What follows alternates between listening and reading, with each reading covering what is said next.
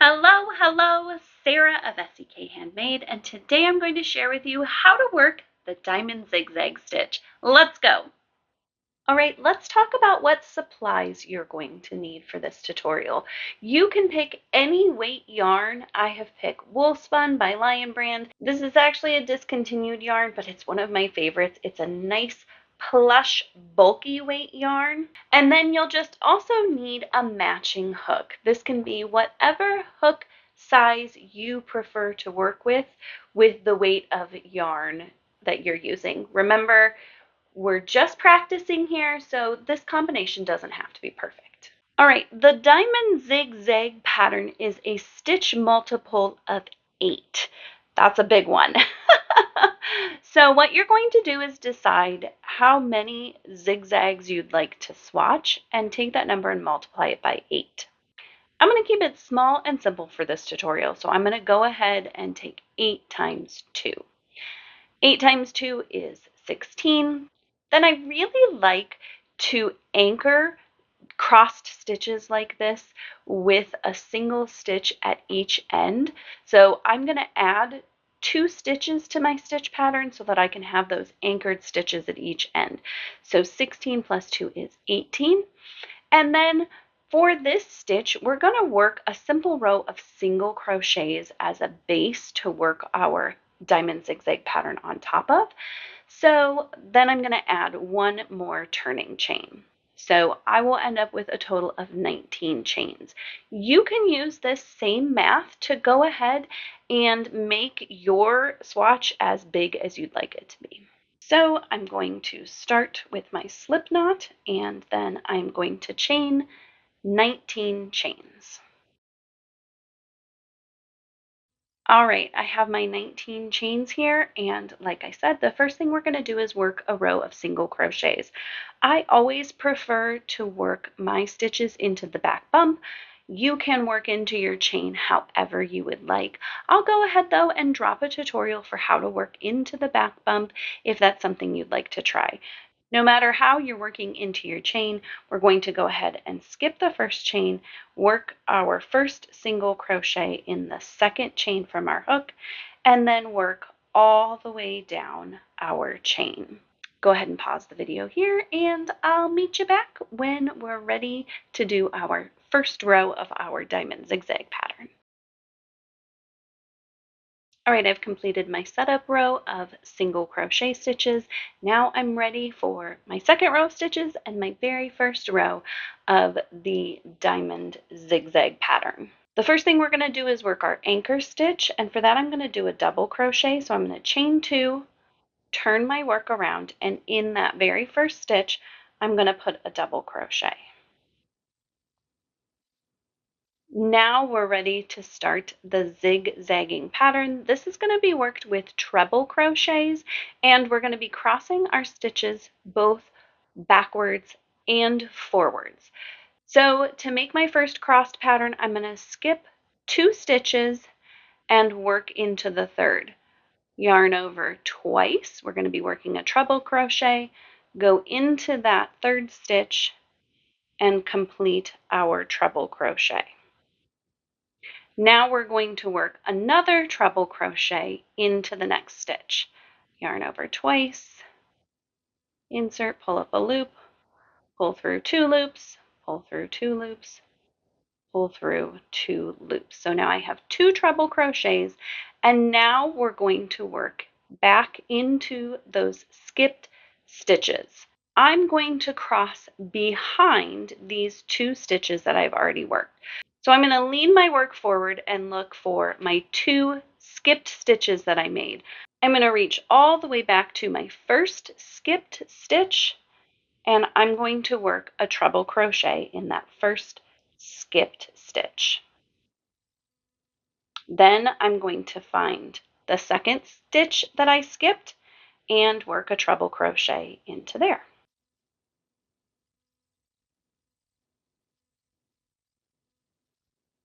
And now we have our first set of crossed stitches 4 treble crochets, 2 in front, and then we worked the 2 behind. Now we're going to do the same pattern, but instead of working our second set behind, we're going to work them in front. That's what creates the really great texture. So I'm going to skip 2, I'm going to work a treble crochet in the third. Now I'm going to work another treble crochet in the next stitch. And now I'm going to come back to my skipped stitches, but I'm going to be working in front of the stitches I've already made. So yarn over twice. I'm looking for this stitch right here, that first one I skipped. I'm going to insert from front to back. And I want to make sure I've got my 2 treble crochets that I've already worked folded behind. I don't want to end up with my yarn wrapped around them. So we're going to work our treble crochet. And then hiding in here is our last skipped stitch. We're going to work a treble crochet in there. Some people find it easier to insert your hook just like you normally would and then pull those 2 treble crochets behind it. Just make sure, like I said, that you're not trapping those other 2 treble crochets between the ones that we're making. And there you have our first diamond. Because of how we alternated working in front of and behind, you've got that V there. That's what we're looking for. I have one more V to make, so let's do that. This was our 8 stitches, so I'm going to repeat this pattern again. I said I was making 2 zigzags, and so that's what I'm going to do. I'm going to yarn over twice, skip 2, work a treble crochet in my 3rd stitch here. Do that again in the next stitch. So I have 2 treble crochets. Now we worked in front of our stitches before, so we're going to work behind, yarn over twice, fold the stitches we've already made out of the way, insert through the first stitch I skipped, complete a treble crochet. Now I'm looking for the second stitch I skipped and make our other back crossed treble crochet. Now we're ready for our last crossed stitches. Again, I'm going to skip 2, work in the 3rd, make another treble crochet next to that one. Now I'm going to work in front and in those 2 stitches I skipped before, yarn over twice. I can go through my stitch just like normally, but make sure to pull it in front of the 2 treble crochets that are already worked. Work my treble crochet. Make one last treble crochet in that last skipped stitch.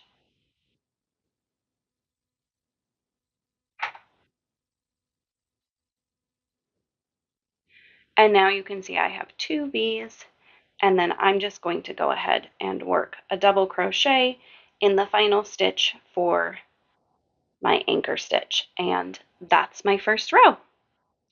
If you have more stitches to work, go ahead and pause the video here and come back when you're ready for row number 2. All right, for the next row of our diamond zigzag pattern, we're going to chain 2, turn our work around and work our anchor stitch. So a double crochet here. Always be sure to read your pattern when you're applying these techniques to a pattern so that you make sure you're following the pattern correctly. All right, now I'm ready to work my zigzag stitches here. So again, I'm going to skip 2 and work a treble crochet in my 3rd stitch. Now I'm ready to work a treble crochet in the next stitch.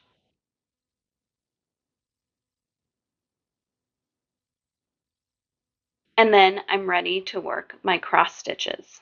And as long as you've worked your stitch multiples of 8, you should be working the exact same pattern we worked on the previous row. So we're always going to start by working behind or back crossed stitches. So yarn over twice for our treble crochet, lean forward so that we can work behind. We have our 2 skipped stitches there. Going back to our first skipped stitch and working our treble crochet. Finding that second skipped stitch, working a treble crochet in there, and that is our 2 back crossed stitches. And you can see we're starting to see the zigzag here now. Now we're ready to do a front cross, so we're going to skip 2 stitches, work a treble crochet in the 3rd stitch,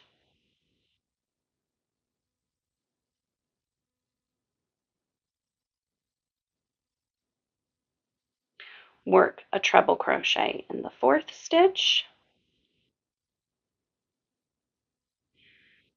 and now we have our 2 skipped stitches here, and we're going to work in front of our work,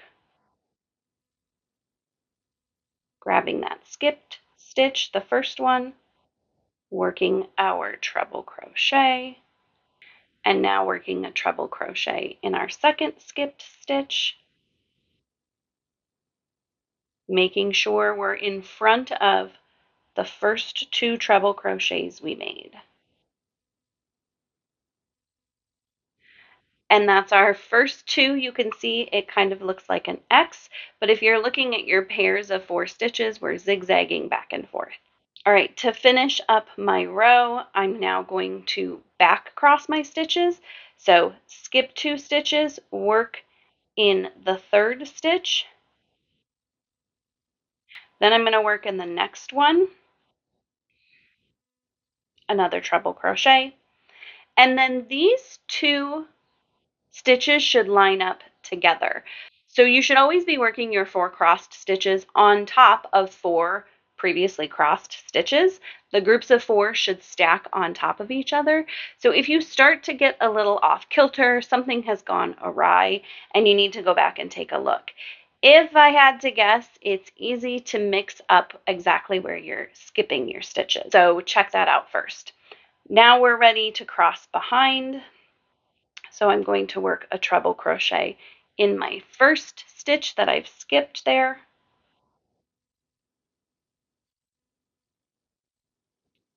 And I'm going to work another treble crochet in the 2nd skipped stitch.